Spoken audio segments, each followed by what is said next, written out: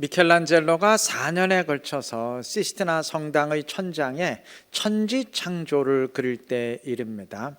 그 천장 구석에 잘 보이지도 않는 인물 하나를 아주 정성스럽게 그리는 모습을 보고 동료가 물었어요. 뭘 그렇게 고생스럽게 그리나? 그 천장 구석에 그 조그만 인물 하나가 제대로 그려졌는지 아닌지 그걸 누가 안다고 그러나? 보이지도 않는데. 미켈란젤로가 말했습니다. 누가 아느냐고? 내가 알지. 스타벅스의 창업자인 하월드 슈츠의 책에 이런 내용이 있어요. 1944년 서리가 브라질을 강타했을 때 커피 원가가 아주 천정부지로 치솟았는데 이때 스타벅스는 약간 값이 싼 원두를 구매할 수 있었다고 합니다. 그렇게 해도 어차피 고객 대부분은 그 차이를 모르고 스타벅스는 매년 수십억의 돈을 줄일 수 있었다고 합니다. 그런데 스타벅스는 그렇게 하지 않았습니다. 그 이유를 저자가 이렇게 말합니다. 우리는 그 차이를 알기 때문이다. 그러니까 고객은 몰라도 우리는 안다는 말이죠. 스타벅스 사장의 입장에서야 당연히 회사를 좋게 말하고 싶었을 터이니까 이게 진짜 그랬던 건지 아니면 다른 이유가 있었는데 이런 이유 때문이라고 미화해서 말한 건지 모르겠지만 이게 진짜 사실이라면 상당히 울림이 있는 이야기입니다. 수십억은 그냥 버릴 수 있는 돈이 아니잖아요. 이런 식의 태도를 대학과 중용에선 신독이라 합니다. 신독이란 삼갈신, 홀로 독, 즉 홀로 있을 때에도 도리의 어긋남 없이 언행을 삼간다는 말이에요. 그러니까 누가 보는 사람이 있건 없건, 누가 알아차리는 사람이 있건 없건 도리에 합당하게 행한다는 말입니다. 이런 태도를 지니면 세상에서 정직하고 인격적인 사람으로 칭송받지 않을까요? 영적 세계도 마찬가지입니다. 19세기 유명한 복음 증거자였던 D.L. 무디는 경건이란 아무도 보지 않을 때의 당신의 모습이다 라는 말을 했어요. 아무도 보는 사람이 없는데도 여전히 정직하고 신실하다면 그 신앙은 확실한 것 아니겠습니까? 무디의 말을 베꼈는지는 모르겠지만 빌 하이벨스 목사님도 아무도 보는 이 없을 때 당신은 누구인가? 라는 제목의 책을 썼어요. 내용 볼 것 없이 제목만 들어도 전달되는 메시지가 있지 않습니까? 믿는 사람이건 안 믿는 사람이건 아무도 보는 사람이 없을 때, 홀로 있을 때에도 올바로 행하는 이 신독이 반드시 필요한데 그리스도인들은 그 신독의 한자를 좀 바꿔야 됩니다. 삼갈신을 신으로 바꿔야 됩니다. 즉 그리스도인은 홀로 있을 때에도 신 앞에서 하나님 앞에서 행하는 신독이 있어야 됩니다. 요셉이 보디발 아내 유혹받았을 때 아무도 보는 사람이 없었지만 요셉은 그 유혹 이겼어요.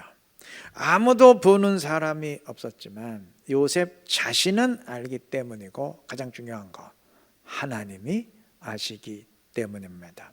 다니엘의 율법에 따라 왕이 내린 음식을 거부했을 때 아무도 음식 문제로 시비 걸 사람 없었어요. 다니엘이 있는 곳은 예루살렘이 아니고 이방 바벨론입니다.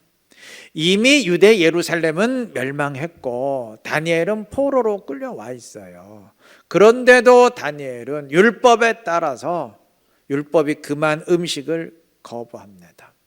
왜 율법이 금한 음식을 먹느냐고 따질 사람은 아무도 없었지만 다니엘의 신앙 양심이 따졌고 하나님이 아시기 때문입니다. 반대로 아간이 범죄했던 이유는 아무도 보는 사람이 없다고 생각했기 때문이겠죠. 게하시가 거짓말로 나아만에게서 재물을 취했을 때에도 아무도 보는 사람이 없기에 완전 범죄가 되리라고 여겼기 때문이겠죠. 네, 맞아요.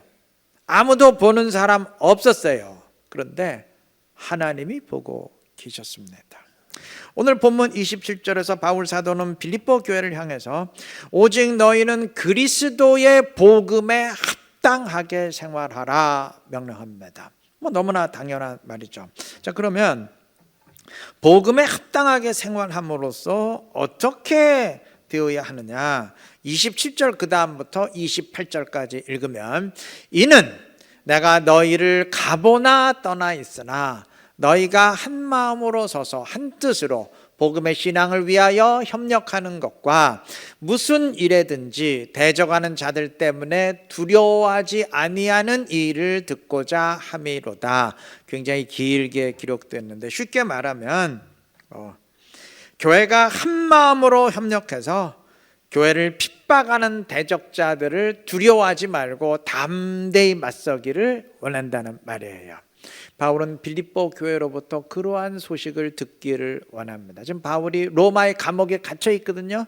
근데 멀리 빌립보 교회로부터 그러한 소식이 들려지기를 소망하고 있어요. 자, 그런데 여기서 27절을 다시 보시면 바울은 내가 너희를 가보나 떠나 있으나 라고 말합니다.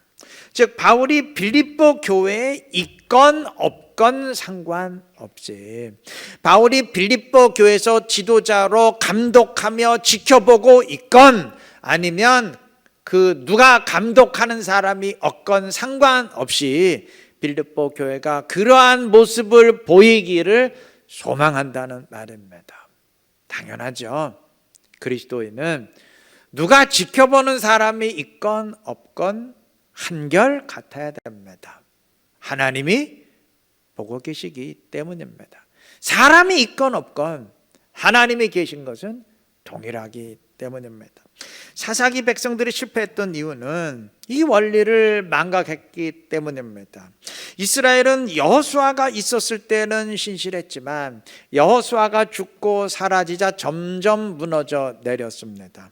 느헤미야서의 이스라엘 역시 느헤미야가 함께하며 감독할 때에는 영적 개혁을 단행했지만 느헤미야가 페르시아로 떠나서 감독하고 잘못하는 사람 처벌하는 이런 일이 없어지자 점점 영적으로 무너져 내렸어요.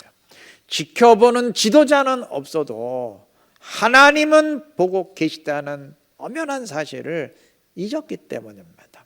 여러분, 사람은 없어도 하나님은 계십니다. 하나님은 보고 계십니다.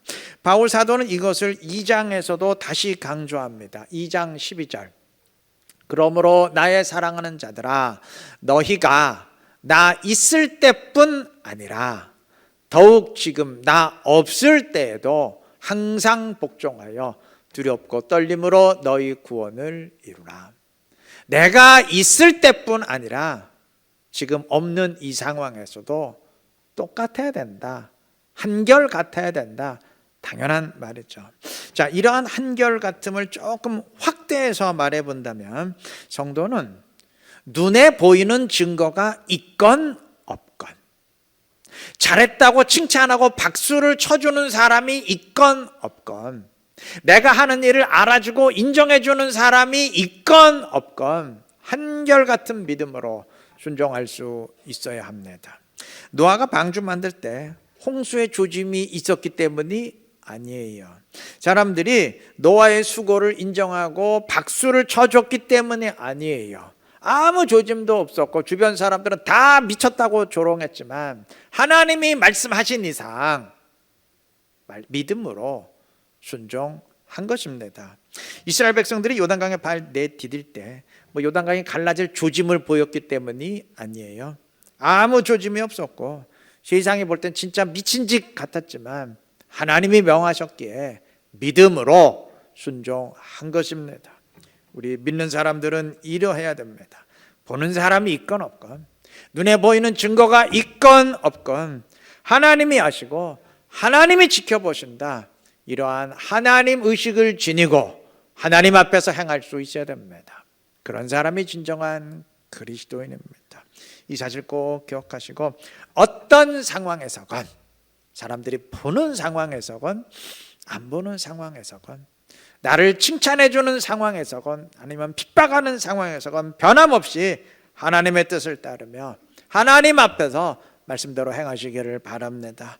그래서 하나님의 인도하심 가운데 온전한 신앙의 길을 걸어가는 지혜롭고 신실한 우리 모두 되시기를 바랍니다.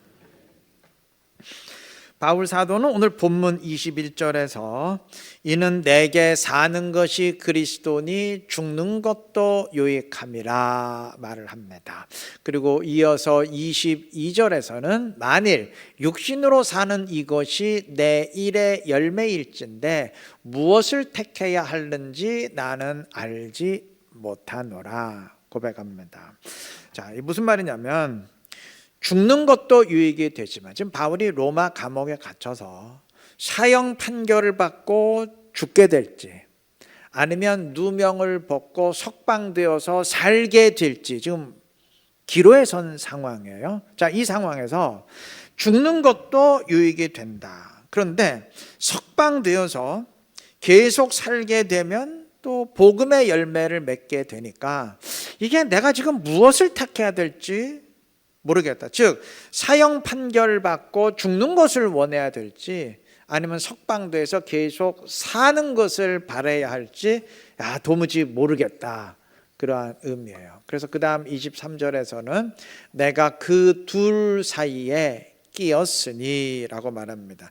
죽어야 할지 살아야 할지 선택의 어려움에 있다는 의미죠. 자, 여기까지만 읽으면 바울은 정말 선택의 고민 가운데 있어요. 그런데 그 다음부터 분위기가 확 바뀝니다. 23절 다음부터 읽으면 차라리 세상을 떠나서 그리스도와 함께 있는 것이 훨씬 더 좋은 일이라 그렇게 하고 싶으나 바울 개인의 입장에서는 지금 죽어서 주님과 함께 하기를 강렬히 원해요. 정말 그랬으면 좋겠다. 그게 바울이 원하는 일이에요. 그런데 그 다음 24절 보시면 내가 육신으로 있는 것이 너희를 위하여 더 유익하리라. 아무래도 바울이 계속 살아서 빌립보 교회를 목회하는 게 그게 빌립보 교회는 더 유익이 되지 않겠어요? 바울만한 사역자를 어디서 모셔올 겁니까? 그러니까 바울이 계속 사는 게 아무래도 더 교회적으로는 유익이 되겠죠. 그래서 25절 내가 살 것과 너희 믿음의 진보와 기쁨을 위하여 너희 무리와 함께 거할 이것을 확실히 아노니 라고 말합니다. 바울은 자신이 감옥에서 석방되어서 죽지 않고 살게 되는 것, 그리고 빌립보 교회가 다시 목회함으로써 빌립보 교회의 믿음의 성장을 이루고 기쁨의 신앙생활을 이루어주게 되는, 그걸 내가 확실하게 안다라고 말합니다. 100% 확신한다는 얘기죠. 자, 이렇게 볼 때 23절 이전과 이후에 바울의 말이 달라요. 23절까지는 이거 내가 죽어야 될지 살아야 될지 모르겠다 이런 분위기인데 그 23절 이후에는 내가 석방되어서 너희와 함께 할 것을 확실하게 한다 이렇게 말합니다. 말이 완전히 달라졌어요. 왜 이럴까요? 이거는 바울이 23절까지는 죽을지 살지 모르는 상태에서 썼지만 그 이후에 자신이 석방될 것이라는 성령의 확실한 계시가 주어진 것이 아니냐 이렇게 생각할 수 있는데 그거는 분명 아닙니다. 왜냐하면 바울은 석방 안 돼요. 결국 사형 판결 받고 순교합니다. 하나님이 거짓말로 가르쳐 줄 일은 없잖아요. 그리고 내가 살 것을 확실히 안다라고 했을 때 바울이 자기의 석방을 100% 확신한다는 의미도 아니에요. 바울은 2장 17절에서 이렇게 말합니다. 만일 너희 믿음의 재물과 섬김 위에 내가 나를 전제로 드릴지라도 나는 기뻐하고 너희 무리와 함께 기뻐하리니라고 했는데 여기서 전제로 드린다는 말은 순교의 제물로 자신을 드린다는 말이에요. 즉 바울은 자신이 순교당할 가능성을 지금 염두에 두고 있어요. 그러니까 자기가 석방될 것을 100% 확신하는 상태가 아니에요. 아니 그러면 왜 25절에서 내가 석방될 것을 확실히 내가 살 것을 확실히 안다 그렇게 말을 하는가? 거짓말 아닌가 할 수 있는데, 이거는 자신의 개인적인 소망을 강조하기 위해서, 나의 소망이 이만큼 강렬하다라는 걸 강조하기 위해서 이런 식으로 표현을 한 것입니다. 바울이 굳이 이런 식으로 표현을 하는, 이게 내 소망이다 강조하는 이유가 있어요. 바울은 2장 3절 중반 부분부터 4절에서 이렇게 말합니다. 각각 자기보다 남을 낫게 여기고 각각 자기 일을 돌볼 뿐더러 또한 각각 다른 사람들의 일을 돌보아 나의 기쁨을 충만하게 하라. 그러니까 각자 자기 일만 생각하지 말고, 이기적으로 나만 생각하지 말고 다른 사람도 생각하고 다른 사람의 일을 좀 돌봐주라. 이것이 빌립보 교회를 향한 바울의 굉장히 중요한 가르침입니다. 그런데 바울이 교회에 가르침을 줄 때 언제나 첫 번째로 염두에 두는 게 있어요. 그거는 자신이 먼저 모범을 보이고 그 뒤를 따라오도록 하는 겁니다. 사실 이게 가장 확실한 가르침이죠. 말로만 이래라 저래라 이게 아니고, 내가 이런 식으로 모범을 보이지 않느냐 이렇게 따라오라. 이게 가장 확실한 가르침 아니겠어요? 그런 의미에서 바울은 3장 17절에서 형제들아 너희는 함께 나를 본받으라, 내가 하는 것처럼 따라오라 말한 것인데, 이기적으로 자기만 생각하지 말고 다른 사람의 일도 생각하고 좀 돌봐주라, 이 가르침의 경우도 마찬가지예요. 바울 사도는 그 가르침을 주기 전에 먼저 본문을 통해서 내가 어떤 태도를 지니고 있는지 보라, 그리고 나처럼 하라, 이렇게 모범을 제시하려 하는 겁니다. 자, 바울 사도가 만약 자기만 생각했다면, 자기 좋은 것만 생각했다면 진짜 23절 말씀처럼 지금 죽어서, 빨리 죽어서 주님과 함께 하게 되기만을 바랬겠죠. 그 자기가 원하는 거니까. 그러나 자기 일만 구하는 게 아니고 다른 사람의 일도 생각하고 돌봐줘야 되기에, 빌립보 교회 일도 생각하고 돌봐주어야 했기에 25절의 증언처럼 너희 믿음의 진보와 기쁨의 신앙생활을 위해서 내가 석방돼서 너희와 함께 거하며 목회하기를 강렬히 소망한다. 그 강렬한 소망을 강조하기 위해서 내가 확실히 안다, 이렇게 표현을 했던 겁니다. 이게 바울의 모범이죠. 즉 오늘 본문의 내용과 자신의 일만 이기적으로 구하지 말고 다른 사람의 일도 돌보고 생각해 줘라는 2장의 가르침을 묶어서 말한다면, 바울은 봐라, 나처럼 하라. 내가 삶과 죽음의 문제까지도, 사는 것과 죽는 그 문제까지도 나를 위해서 결정하지 않고 다른 사람을 위해서, 교회의 유익을, 너희의 유익을 위해서 결정하려 하듯이 너희도 이렇게 하라. 다른 사람의 일을 돌봐주라. 그 메시지 던지고 있는 겁니다. 지금 그 말 하려고, 그 가르침을 주려고 그 앞에서 자신의 모범을 강조하고 있는 겁니다. 바울은 이렇게 자신의 모범을 말한 뒤에 이어서 계속 다른 이들의 모범도 나열합니다. 가장 먼저 언급하는 것은 예수님의 모범이에요.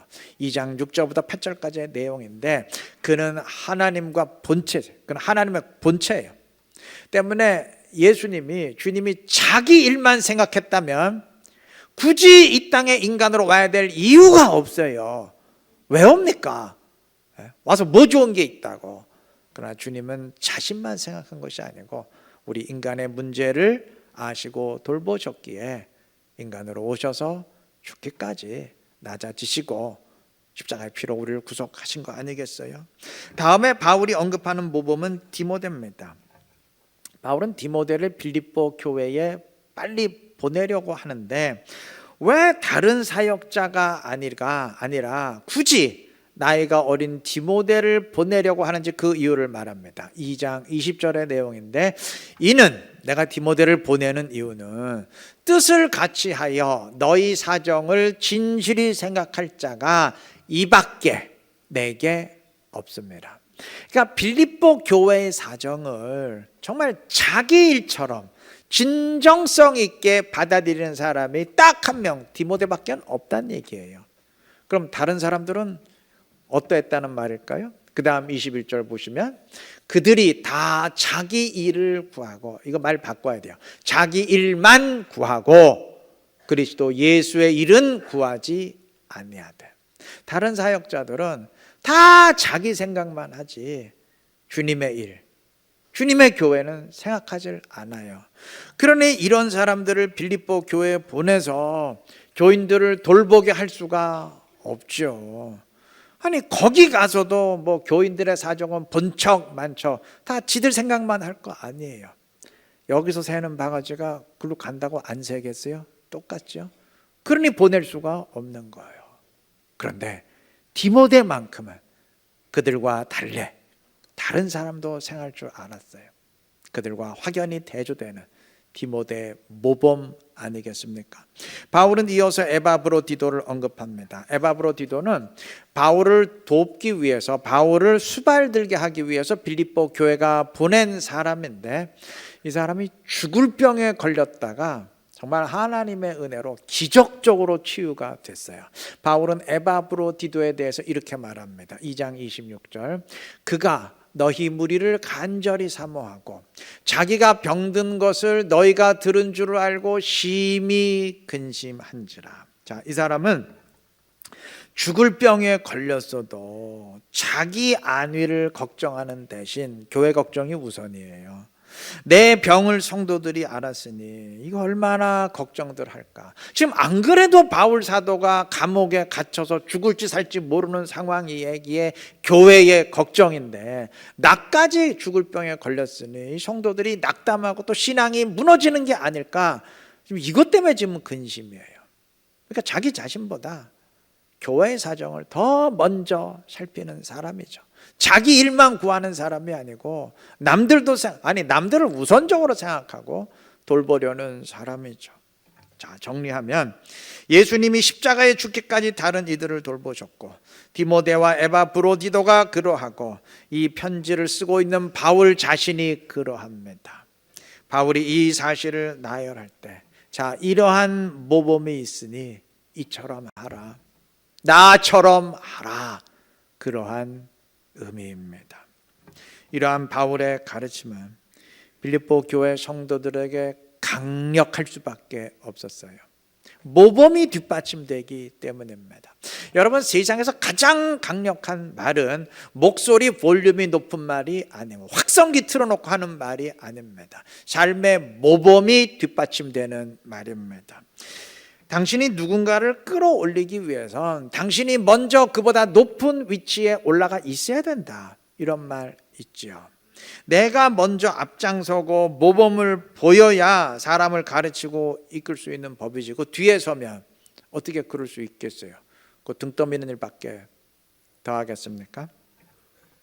무질서하고 몰상식한 상황을 속된 말로, 죄송합니다 이런 말 썼거든요, 개판이라 뭐 그렇게 할 때가 있는데, 앞으로는 개판, 아이가 아니고 어이, 개판이라는 말이 유행할지도 모르겠어요. 꽃게 할 때의 개판입니다.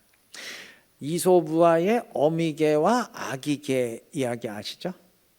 아기개가 자꾸 옆으로만 걷는 것을 보고 어미개가 아가야 똑바로 좀 걸어라, 왜 계속 옆으로만 걷냐 나무랬는데, 결국 자기도 옆으로 걷는 모습밖에는 보여주지 못했다는 이야기.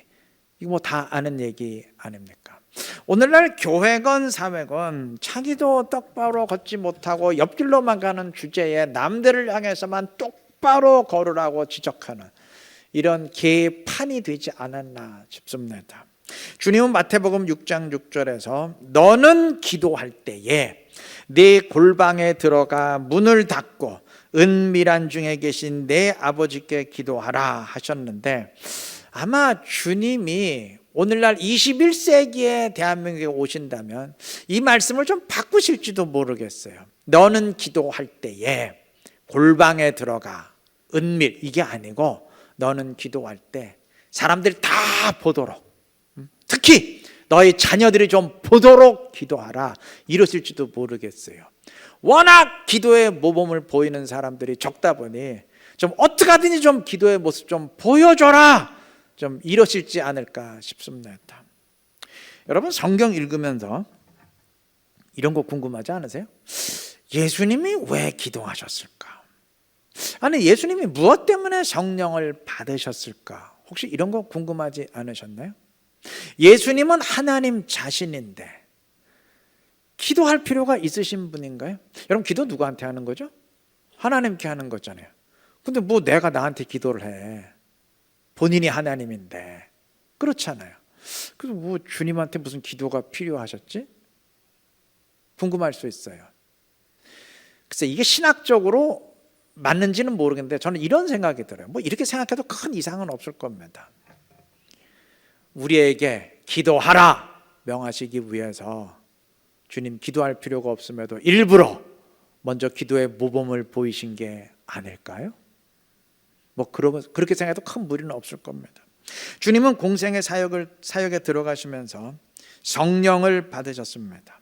주님은 삼위일체 주님으로서 본인이 하나님이신데 굳이 성령 받으실 필요가 있을까요? 아니, 하나님에게 무슨 하나님이 또 필요해요? 본인이 성령이신데 뭘 성령이 필요합니까? 그래도 성령 받으셨어요. 혹시 그런 의미 아닐까요? 우리에게 성령을 받으라 명하시기 위해서 일부러 모범을 보이신 게 아닐까요? 주님은 섬기셨고 섬김을 명하셨습니다. 주님은 본인이 전도하셨고 전도하라 명하셨습니다. 주님은 사랑하셨고 나처럼 사랑하라 명하셨습니다. 그러니까 주님의 모든 명령은 딱 한마디로 나처럼 하라 한마디로 귀결됩니다. 여러분, 사도행전은 이렇게 시작합니다. 1장 1절 데오빌로요, 내가 먼저 쓴 글에는 무릇 예수께서 행하시며 가르치시기를 시작하심부터 라고 했는데, 가르치셨다는 말 앞에 행하셨다는 말이 먼저 나왔습니다. 주님은 먼저 행하셨고 가르쳤어요. 먼저 모범을 보이셨고 가르치셨습니다. 사도 바울도 이대로 하려고 했어요.